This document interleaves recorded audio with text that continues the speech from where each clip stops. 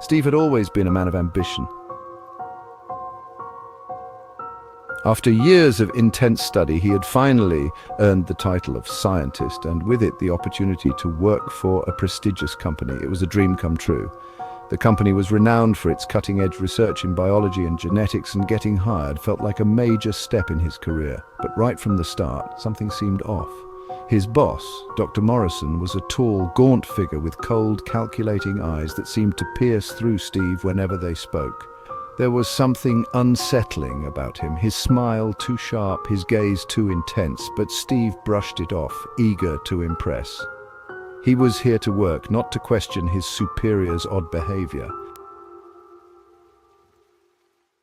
The first week flew by. Steve's seniors were supportive and helpful, but there was one strange warning they gave him repeatedly. Whatever you do, Steve, stay away from. They wouldn't say why, and whenever Steve asked about it, they became distant, refusing to elaborate. Curiosity clawed at Steve's mind. He couldn't help but wonder what was hidden behind the door of. The more his colleagues told him to stay away, the more he became obsessed with it. At night, as he lay in bed, the thought of the room gnawed at him.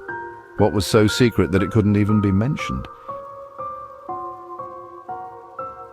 One fateful day, Steve got his chance. He was working late again, most of his colleagues had gone home, and the building was eerily quiet.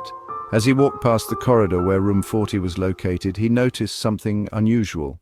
The door was slightly ajar. His heart raced. This was his moment.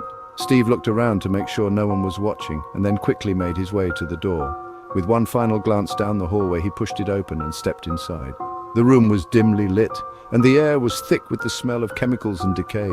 As Steve's eyes adjusted to the gloom, he saw them, humans, or at least what was left of them. They were strapped to metal tables, their bodies twisted, scarred and misshapen.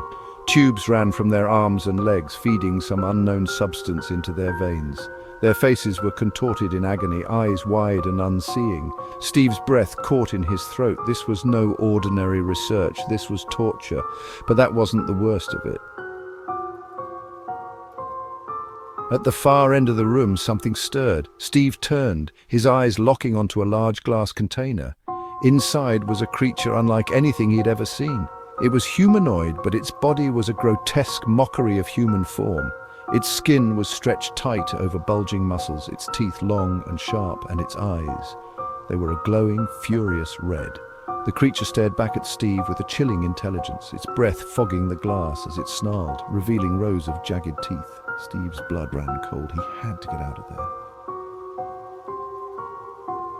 As he turned to flee, he froze. Standing in the doorway was Dr. Morrison, his unsettling smile wider than ever, his eyes gleaming with something dark and dangerous.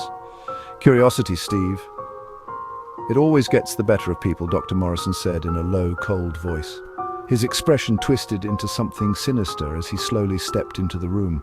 What is this? Steve stammered, backing away. His heart pounded in his chest, his mind screaming at him to run, but his legs felt like lead. Dr. Morrison chuckled softly. This, my dear boy, is the future. We're pushing the boundaries of human evolution, merging man with something better. Steve's voice cracked with fear. These people, those creatures, what have you done to them?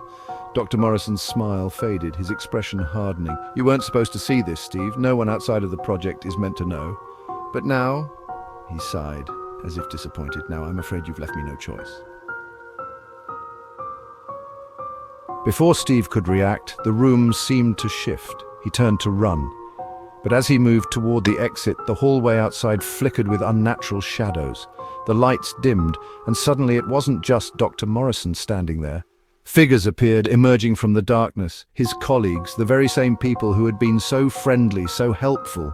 But something was wrong. Their eyes glowed faintly, their movements too synchronized, too controlled.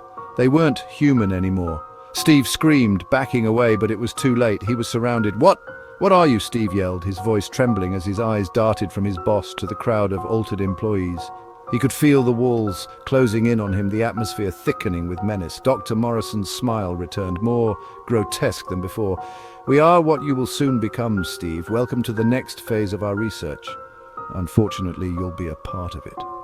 Before Steve could protest, before he could beg or fight, rough hands grabbed him from all sides. He thrashed and struggled, but there was no escape. His screams echoed down the hall, but no one outside of this place would ever hear them. The last thing Steve saw before the darkness closed in was the creature in the glass tank. Its red eyes gleamed with hunger, as if it knew Steve's fate and relished it. When Steve woke up, he was strapped to one of the metal table's tubes, snaking into his arms the same cold, detached faces of his colleagues watching over him. Dr. Morrison stood above him, a scalpel gleaming in his hand. "Don't worry, Steve," he whispered, his voice calm and reassuring, as if speaking to a patient on the brink of a great transformation. "You're going to be a part of something beautiful." Steve tried to scream, but the drugs were already taking effect.